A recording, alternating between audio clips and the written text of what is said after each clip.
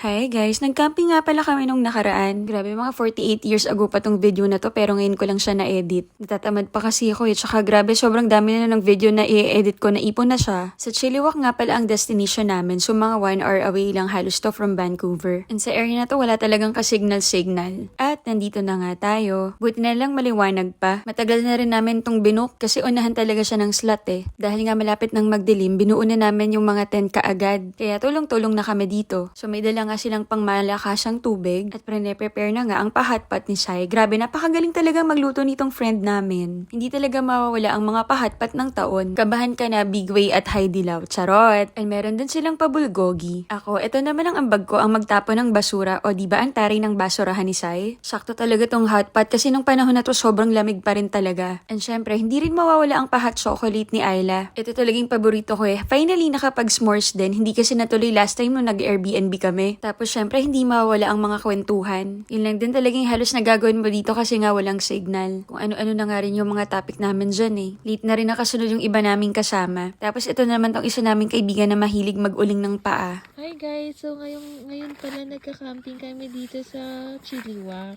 Nandito si Aleli, si Jonathan, si Chris, at si Sai yung nagsasalita. Nandito kami sa may fire pit, tas may apoy siya. Kasi fire. Pero alam nyo ba kung bakit siya tinawag na fire pit? Kasi para pala talaga to sa paa. Ngayon ko lang nalaman. Like that. Awesome. Amazing, right? Sa camping na ganito, nakaka-relax talaga. Kasi, alam mo yun, mapapaisip ka sa life. Pag tinitignan mo yung apoy, sumisilab-silab, parang ganyan.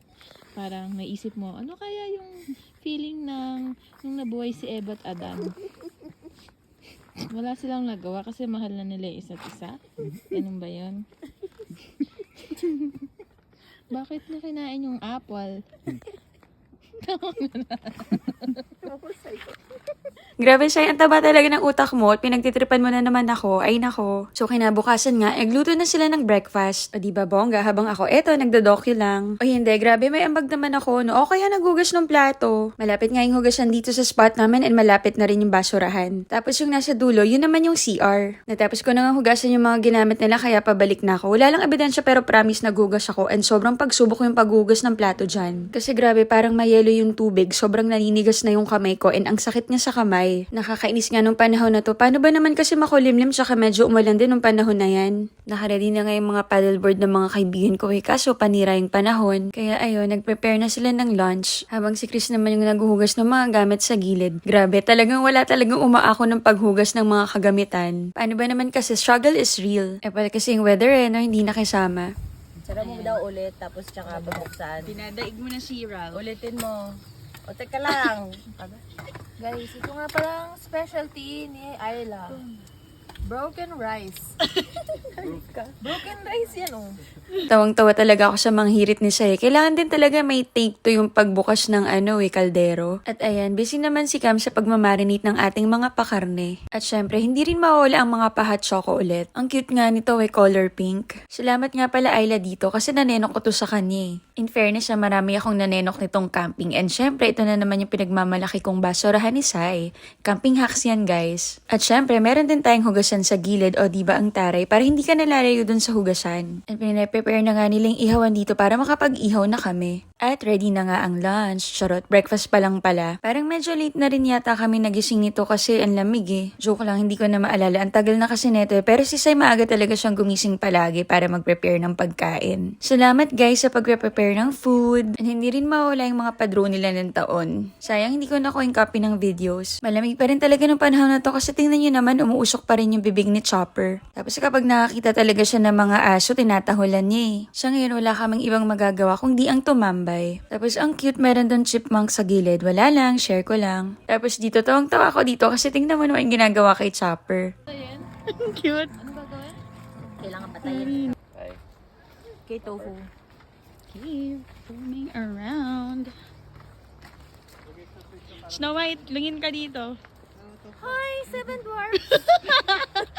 Dahil nga merong malapit na lake dito, pinuntahan na lang namin siya kahit medyo maulan. Kasi sayang naman, 'di ba? Hindi naman halatang lamig na lamig pa rin talaga kami ng mga panahon na to. At ayan na nga, nakikita na rin namin ang lake. Hindi rin naman ganun kalayuan yung lake sa spot namin. O 'di ba, Antaray, ang lakas maka-twilight ng view. What happened, Vela? Vampire, right? Yak, ang corny ko doon, nakakainis. So nandito na nga tayo sa nature trail. Wala lang, gusto ko lang basahin.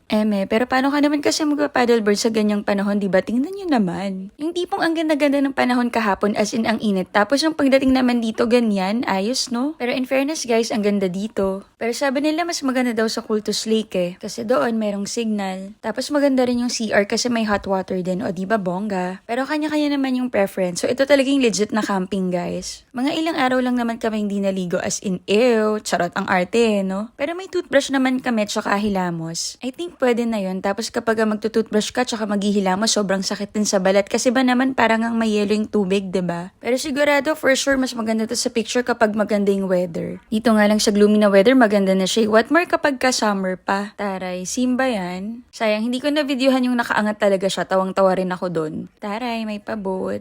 So, ito nga pala yung mga pa-rules nila. Basahin nyo na lang. At nagsimula na nga silang mag-ihaw ng chicken barbecue. Tapos kami, heto, tamang kain lang dito sa gilid. F na F rin talaga namin yung fire pit dyan kasi promise ang lamig talaga. At syempre, hindi rin mawawala ang s'mores. Sobrang paborito ko talaga to. Dahil nga nagugutom na yung iba sa amin, tinira na rin namin tong hotdog. Malapit na rin maluto tong chicken barbecue kaya excited na kami.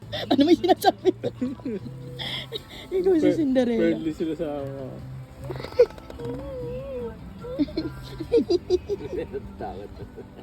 Taray, Cinderella yan. Ito naman yung love ng tent ko, guys. Wala lang, gusto ko lang i-share. Thank you nga pala sa isa airbed. Isa rin yun sa mga nanenok ko. Dahil nga sayang yung araw, naisip na lang din namin ituloy yung paddleboard. Taray, may pa life vest. Gusto ko yung may mga tagpa talaga. Susunod bala ko na rin bumili ng paddleboard. Antayin na lang din natin muna mag-sale. Syempre, one gastos at a time lang tayo. Tapos every summer mo lang talaga siya magagamit. Hindi ka gaya sa Pilipinas all year round summer. And hindi rin kasi uso talaga dito yung mga rentals eh. Kaya mapapabili ka talaga dito ng mga equipment, ng mga gears. Lalo na kung ganyan talaga yung mga hilig mo. Kaya masusulit mo rin talaga siya. Isipin nyo yung nilakad namin kanina. Ganun kalayo din yung nilakad namin para lang dalhin dito yung paddleboard. Grabe kung sa Pilipinas no, hubadera kang nagpa-paddleboard. Pero dito wala, balot na balot ka kasi ang lamig nga. Well, hindi pa naman kasi summer nung panahon na to. Pero tingnan nyo, ang ganda talaga ng kulay ng tubig. Tapos ang linaw pa. Buti na lang dala ko rin yung dry bag ko nung panahon na yan. And buti rin medyo umaraw ng saglit. Pero super saglit lang talaga. Parang joke nga yung weather eh. Kasi after nyan, makulimlim na naman. Tapos umulan. Tapos ayun, bumalik na kami. Siguro parang mga 20 minutes na kami nakapag-paddleboard. Nagready na nga sila ng hapunan. At syempre, ang hapunan namin ay sinigang. At ensalada. Grabe, sarap na sarap ako sa ensalada. Sobrang namiss ko talaga yun. Ang sipag rin talagang mag-prepare nitong mga kaibigan ko. Tapos meron din tayong adobong pusit. O diba, napakabongga. Itong sinigang ni Sai, long lasting to eh. Yun kasi yung baon ko ng isang linggo. Sayang naman kasi diba kung itatapon. Kaya inuwi ko na lang. Tapos tingnan nyo naman, may pahil pa talaga nung panahon na to. Pagkatapos nga naming mag-dinner, tumambay na kami dito sa loob ng tent. Pinasok na lang din namin yung fire pit sa loob. Paano ba naman kasi ang lamig talaga. Promise, hindi ka tatagal. Buti na lang talaga kompleto rin sila sa mga gamit. Nagkakwentuhan na nga sila dyan habang ako nanonood ng K-drama. Tapos after nung kwentuhan, naglaro din kami. Yung laro na kunyari magbigay ka ng brand ng sapatos. Or kaya ano yung laro ng mga batang 90s kasi magkakaparehas kami ng generation eh. In fairness, ang sarap mag-reminisce. The next day, kailangan na nga namin umuwi kaya naman nagligpit na kami. Grabe ang aga ni Sai magligpit. Ang galing mo talaga. And isa rin talaga to sa nakakatamad na part, ang magligpit. Kailangan na rin i-deflate yung mga paddleboard at syempre F na F ko yung hangin. Feeling ko kasi gumagawa ako ng commercial eh. At pagkatapos nga namin magligpit, kumain na lang muna kami ng breakfast bago umalis. Dahil marami pang natirang pagkain yung kinain namin kahapon, yun na rin yung kinain namin ngayon.